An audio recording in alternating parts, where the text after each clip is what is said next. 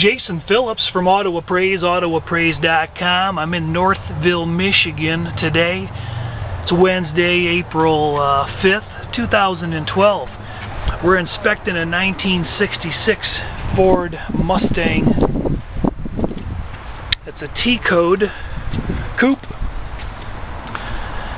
The paperwork in the trunk indicates that it's got an original Tennessee history. It's got the correct VIN stamp in the apron, which is in alignment with the trim tag in the door.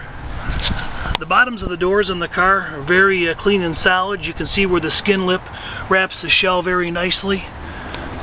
Jambs are still very good. The magnetic adhesion, I've gone all around the car. There's a little bit of filler right here in the quarter panel dog leg, and you can see some, you probably won't see them in the video, but the still photos show some fish eyes and some pits in the bodywork. There was a little bit of filler work done right here, a little bit of filler work right in here. You can see a subtle wave right here along the wheel lip, but the magnetic adhesion otherwise is pretty good all around the body. A little bit of magnet following right there.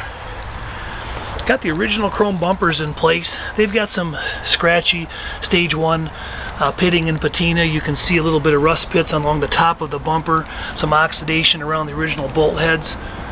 These extensions are pretty yellowed up and faded. Those aren't coming back.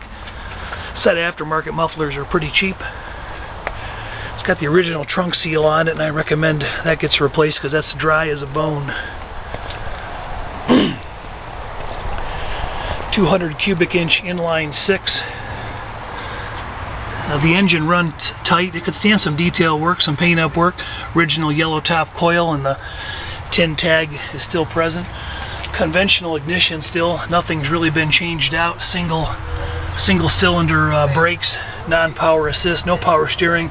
It's a bare bones car, aftermarket cassette player. The sheet metal is in good solid original condition. The crush points you can see here haven't been folded up or altered. Oil's clean, transmission fluid's clean. Underneath the vehicle, see if they'll get some light in a minute. None of the die holes in the frame rails, all 4 corners are torn or appear to have been chained down. Can't see any previous older collision damage present.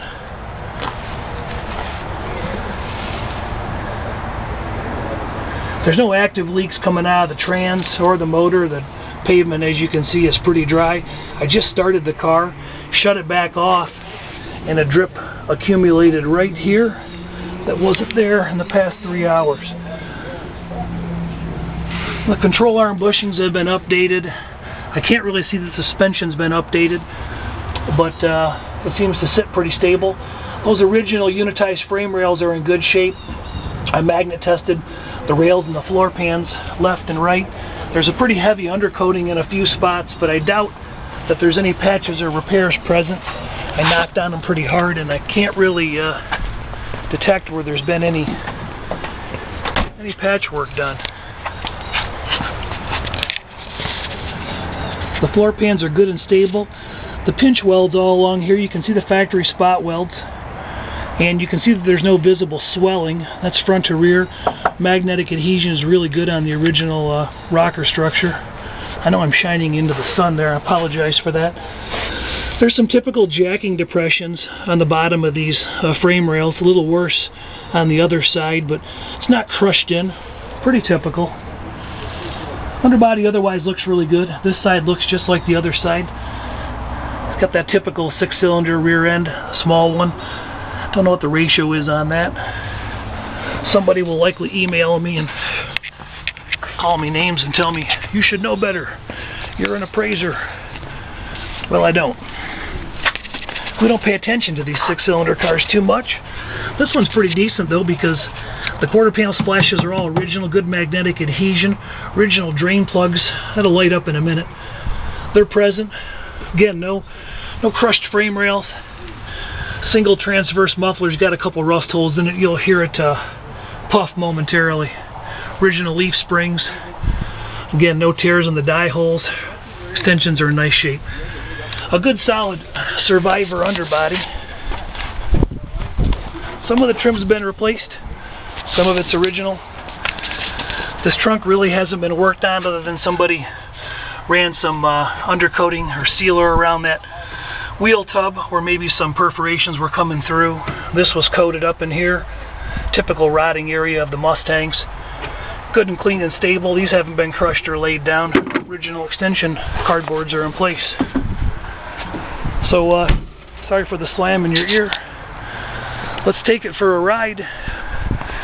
See what it'll do down in this busier Detroit traffic. I was going to mention too, the firewall and inner fenders were just kind of sprayed with a flat, heavy black paint, trim black. Nothing spectacular about that detail. It's just good and stable. A lot of original lacquer checking on the original paint on the back side of the deck lid and the back side of the hood. I'm sorry, and the back side of the deck lid. It's got 14-inch steel wheels with Mustang hubcaps, aftermarket. Both the rears are curb scuffed up a little bit. You can see that. Presentable for a driver. A few cracks in the body, typical and common. Both doors sag a little bit. Not quite a quarter inch on this.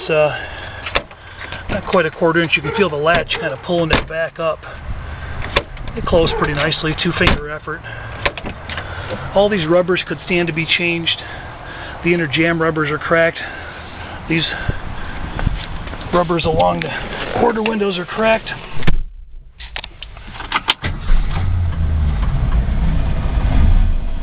Gauges are coming up. Fuel gauge works. Oil pressure is coming up to about 60%, 55-60% on the gauge. Temp you can see is down low. I just fired it up for 10 seconds. See if it would run, see if it would smoke, and it didn't. Showing 12,486 on the miles. Heater controls are all working. It's got an aftermarket drink holder. And the sun is really kind of contaminating the view for you to look onto. I'm sorry about that. These cars aren't too hard to drive with the old Armstrong steering. You know, it's a light car. The light drivetrain, so doesn't give a driver too much trouble. This interior appears to be a combination of original and some newer components. The door panels are pretty well survived. The plastic chrome trim is peeled in spots, and there's some stage 1 patina on the door handles and window regulators. But I'm steering this car with around a corner with one-handed effort. Engine didn't show any smoke when we first started up. Didn't hear any knocking or ticking. Speedometer seems to be operating. Doing about 45 miles an hour right now. A little bit of wind noise coming through the vent windows, and I would have to guess that's because those seals are pretty old. Speedometer's not bumping or bouncing. I'm going to take my hands off the wheel. You can see the steering wheel's not bumping or bouncing either. I'm doing about 50, not quite 50 miles an hour. Car seems to be driving down the road without issue. Turn signals are flashing inside. I have yet to check them on the outside.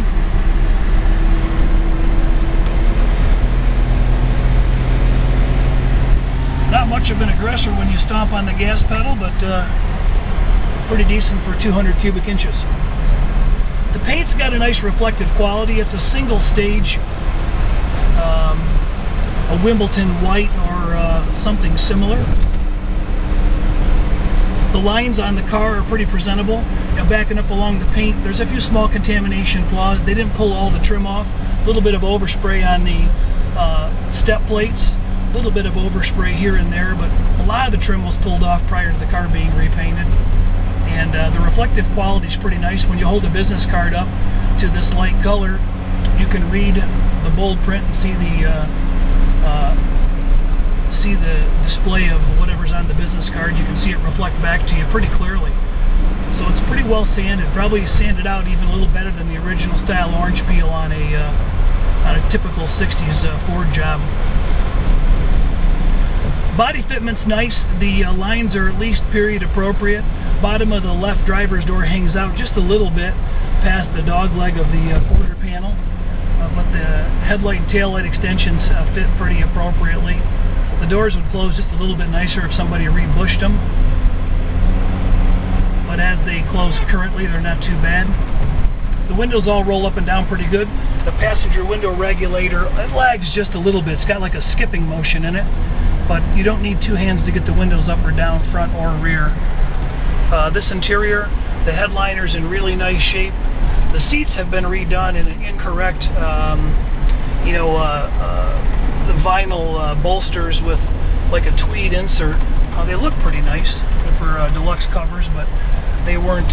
They didn't come out of the factory this way. The wood grain's in pretty nice shape. Glove box door opens and closes as it should, except for that drink holder's in the way. Heater controls are all free and functioning, and the door panels, other than a little bit of general wear on this left panel, are in pretty nice shape.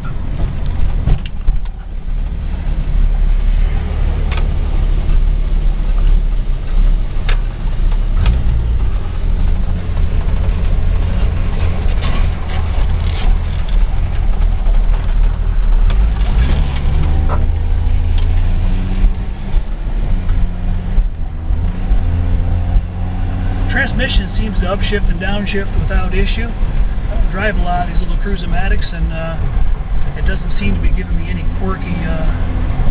quirky problems at the time. Odometer does appear to be turning as well as the speedometer.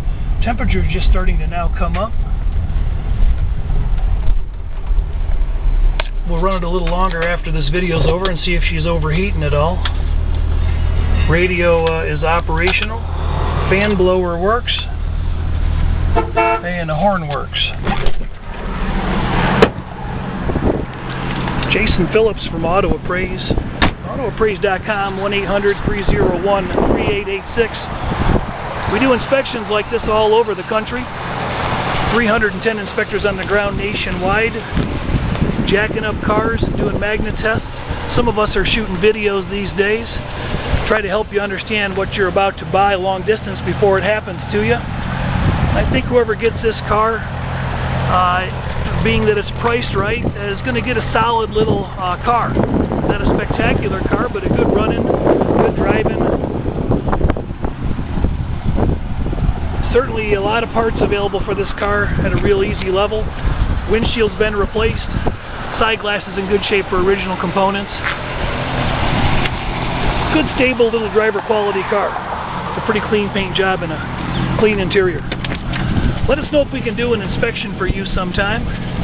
800-301-3886. Jason Phillips from Auto Appraise. Thanks for watching.